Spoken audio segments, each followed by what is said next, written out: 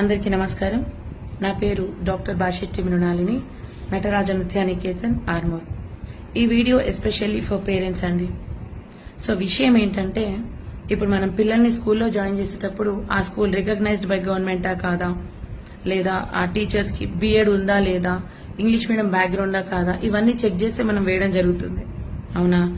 మరి అదే విధంగా మనం పిల్లలకు స్కూలే కాకుండా కొన్ని ఎక్స్ట్రా యాక్టివిటీస్ కూడా వాళ్ళకు ఉంటే బాగుంటది, కొంచెం రిలీఫ్ గా ఉంటదని మీరు జాయిన్ చేయడం జరుగుతుంది. డాన్స్ గానీ, మ్యూజిక్ గానీ, యోగా గానీ, karate, violin, tabla, what ever it is, extra activities.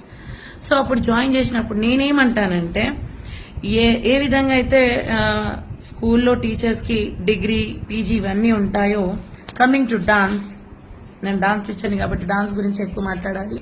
Coming to dance లో కూడానండి వీ హ్యావ్ సర్టిఫికేట్స్, ఇంకా డిప్లొమా అంటే డిగ్రీలు ఉన్నాయి, పీజీలు ఉన్నాయి, పిహెచ్డీలు ఉన్నాయి. మీరు పిల్లల్ని జాయిన్ చేసేటప్పుడు స్కూల్లో ఏ విధంగా అయితే థరోగా ఎంక్వైరీ చేసి వేస్తున్నారో, డాన్స్ లో కూడా అదే విధమైన ఎంక్వైరీ చేయండి, తెలుసుకోండి. ఆ గురువు ఫలానా సర్టిఫికేట్స్ కోర్స్ కంప్లీట్ చేశారా లేదా డిప్లొమా కంప్లీట్ చేశారా, లేదా పీజీ కంప్లీట్ చేశారా అని తెలుసుకోండి. అప్పుడు తెలుసుకొని అప్పుడు వెయ్యండి. ఎందుకనంటే ఇవాళ రేపు ఏమైపోతుందండి, 4 పాటలు నేర్చుకున్న వాళ్ళు కూడా గురువులు అయిపోతున్నారు. అది యూట్యూబ్ లో అవ్వనివ్వండి, లేకపోతే వేరే వాళ్ళు పోస్ట్ చేసే వీడియోస్ నుంచి కూడా 4 పాటలు నేర్చేసుకుంటున్నారండి. కొంచెం పెద్దవాళ్ళు అయిపోయారు అనుకోండి, డాన్స్ క్లాస్ పెట్టేస్తున్నారు. ఫీజు ఇప్పుడు ఒక గురువు 1500 తీసుకున్నారు అనుకోండి, ఆవిడ వచ్చేసి 1000 రూపాయలు తీసుకున్నా అక్కడికే పంపించేస్తారు. ఒక్క సెకండ్ కూడా మీరు ఆలోచించారు, ఎందుకు అక్కడ అంతుంది, ఎందుకు ఇక్కడ ఇంతుందని ఒక్క సెకండ్ ఆగి ఆలోచిస్తే మీకే అక్కడ ఆన్సర్ దొరుకుతుంది. సబ్జెక్ట్ లేనప్పుడు డబ్బుల కోసమే చెప్పేవాళ్ళు వేరేనే ఉంటారు. ఏదో 4 రోజులు నడిస్తే చాలనుకునే వాళ్ళు కూడా ఉంటారండి. సో ఒక దగ్గర ఫీజు ఎక్కువ ఉందంటే కనుక్కోండి, అక్కడికి వెళ్ళి ఎందుకు మేడం అక్కడ అంతుంది ఇక్కడ ఇంతుంది అని చెప్పేసి. ఒక దురదృష్టకరమైన విషయం ఏంటంటే, మొన్న మధ్యలో నేను ఇక్కడ సాయిబాబా టెంపుల్కి వెళ్ళానండి. అక్కడ ఏం జరిగిందంటే, ఒక పేరెంట్ గుర్తుపట్టి వచ్చి మాట్లాడిచ్చారు. మేడం మీరు ఫలానా మృణాలిని మేడం కదా అంటే, అవును అని అంటే, మేడం మీ దగ్గర కూచిపూడి ఎగ్జామ్స్ రాయిస్తున్నారా, అవును అని అంటే, మా పాప కూడా డాన్స్ నేర్చుకుంటుంది అన్నారు. అవునా మేడం, చాలా మంచి విషయం, ఎక్కడ అని అంటే ఫలానా గురువు పేరు చెప్పేసి, ఏం నేర్చుకుంటుంది అని అంటే కథక్ అన్నారు. ఎక్కడి నుంచి వచ్చిందండి కథక్ అంటే? కథక్ అనే డాన్స్ ఉంది ఒప్పుకుంటా, కానీ మన దగ్గర ఎక్కడి నుండి వచ్చింది? నిజామాబాద్ డిస్ట్రిక్ట్ లో కథక్ డాన్స్ టీచర్స్ ఉన్నారా? ఇంకొకరు భరతనాట్యం అని చెప్తారు. అఫ్ కోర్స్ నిజామాబాద్ లో ఉన్నారు అనుకుంటే ఒప్పుకుంటా, అదొక డిస్ట్రిక్ట్ కాబట్టి మన అక్కడ ఎక్కడ నుంచో, ఇప్పుడు పుట్టి పెరిగిందైతే నేను ఇక్కడే, నాకు తెలుసు. లేకపోతే మిగతా వాళ్ళందరూ అసలు ఇక్కడ భరతనాట్యం గురువులు ఎవరున్నారు? కథక్, భరతనాట్యం పక్క పెట్టేసాను, కథక్ చెప్పే గురువులు ఎక్కడి నుంచి వచ్చండి, ఇక్కడ చెప్తున్నారు అంటే ఈ మినిమం మనం కూడా తెలుసుకోవాలి. మీరు parents, when you're joining your students, you have to know what they are teaching అని చెప్పేసి, ఏం డాన్స్ నేర్పిస్తున్నారు అని చెప్పేసి. అది తెలుసుకోకుండా మా పాప డాన్స్ క్లాస్కి వెళ్తుందండి, మా పాప డాన్స్ బాగా చేస్తుందండి, పాప మీకు తెలియక మీరు ఎంతో సంతోషంగా చెప్పుకుంటారు, కానీ అసలు విషయం ఇది. ఇంకొక మోస్ట్ ఇంపార్టెంట్ థింగ్ ఏంటంటే, గజ్జ పూజ కూడా చేయించట్లేదు. అసలు గజ్జ పూజ లేదు, ఏం లేదు, స్టేజ్ ఎక్కిచ్చేసేయడమే. డాన్స్ క్లాస్కి వచ్చిన 4 నెలలకో 6 నెలలకో స్టేజ్ ఎక్కిచ్చేసాం, అయిపోయింది. మా పాప 4-5 ప్రోగ్రామ్స్ ఇచ్చిందండి. ముంబైలో ఇచ్చింది, ఢిల్లీలో ఇచ్చిందంటారు, బెంగళూరులో ఇచ్చిందంటారు. తర్వాత పిలిచి నాన్న ఒకసారి చేసి చూపించు అంటే ఏమి రాదు.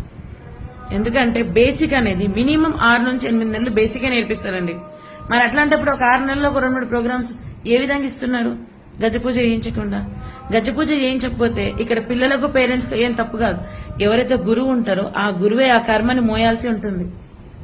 ఎందుకంటే చిన్న పిల్లలకు అన్నప్రాసన ఏ విధంగా అయితే చేస్తారో గజ్జ పూజ కూడా అదే విధంగా. ఒక పాపని మనం స్టేజ్ మీదకి ఇంట్రొడ్యూస్ చేసే ముందు చేయబోయేదే గజ్జ పూజ. అది చేస్తేనే వాళ్ళు స్టేజ్ మీదకి ఎక్కి డాన్స్ ప్రదర్శించడానికి అర్హులు అన్నమాట. They are able to perform on the stage అని అర్థం. అది కూడా లేదు, అది కూడా చేయట్లేదు. చేసినా కూడా 2 నెలల్లోనే, డాన్స్ క్లాస్ జాయిన్ అయిన 2 నెలల్లోనే గజ్జ పూజ అయిపోతుంది. 3వ నెలలో ఇంకో ప్రోగ్రామ్, 4వ నెలలో ఇంకో ప్రోగ్రామ్, చూసేసరికెళ్ళే దాదాపు ఒక 5-6 నెలలలో ఒక 4-5 ప్రోగ్రామ్స్ అయిపోతాయి. సో అదన్నమాట విషయం. ఇది నేను చెప్పదలుచుకుంది. మీరు నాట్ ఓన్లీ డాన్స్ అండి, మ్యూజిక్ అవ్వనివ్వండి, అన్నిటికీ ఉన్నాయి ఎగ్జామ్స్. ప్రతి ఒక్కరు దీంట్లో ఏదో ఒక స్పెషలైజేషన్ చేసి ఉంటారు. వాళ్ళు నేర్పిస్తున్నారంటే ఫస్ట్ తెలుసుకోండి, మీరు నేర్పించే నృత్యం ఏంటి, లేదా మ్యూజిక్ అయితే మ్యూజిక్ ఏంటి, కర్ణాటక ఇంకేదో ఉంటాయి కదా, అవన్నీ మీరు తెలుసుకొని వాళ్ళ సర్టిఫికెట్స్ చూసి వాళ్ళు ఎన్ని ప్రదర్శన ఇచ్చారు ఇప్పించారు అన్ని తెలుసుకొని వేయండి. దయచేసి మోసపోకండి. ఒక దగ్గర 1500 ఉంది, ఒక దగ్గర 1000 రూపాయలు, నా 1000 రూపాయలు చాలు. ఎందుకని అట్లా నేర్పిస్తే ఏం లాభం? మనం పిల్లలకి ఏదైనా నేర్పిస్తే, నా దగ్గరకు వచ్చే పేరెంట్స్ కి నేను అదే చెప్తానండి, మీరు పిల్లలకి ఏదైనా నేర్పించాలనుకుంటే నా దగ్గర జాయిన్ చేసే పేరెంట్స్ కి ఇది ఫ్యూచర్ లో యూజ్ అవుతుంది, పాప ఇంట్రెస్ట్ గా కొన్ని సంవత్సరాలు నేర్చుకుంటది, దీంట్లో కంటిన్యూ అవుతుంది అంటే నేర్చుకోండి. తప్పితే మేడం లేదు మాకు ఒక 2 ప్రదర్శనలు ఇస్తే చాలు అనుకుంటే మాత్రం వద్దు అని నేను తీసుకొని కూడా. ఎందుకంటే వాళ్ళ మీద పెట్టే టైం ఎవరైతే సిన్సియర్ గా సీరియస్ గా నేర్చుకుంటారో మిగతా వాళ్ళ మీద మనం కాన్సన్ట్రేట్ చేయొచ్చు కదా. I don't want waste that time also. అందుకోసం నేను అట్లాంటి పిల్లల్ని నేనైతే తీసుకోను. సో అట్లా డాన్స్ లో కూడా చాలా ఆపర్చునిటీస్ ఉన్నాయి ఫ్యూచర్ లో. ఇప్పుడు గురుకులాల్లో కూడా ఉద్యోగాలు చేస్తున్నారు, డాన్స్ లో ఇంట్రొడ్యూస్ చేస్తారు.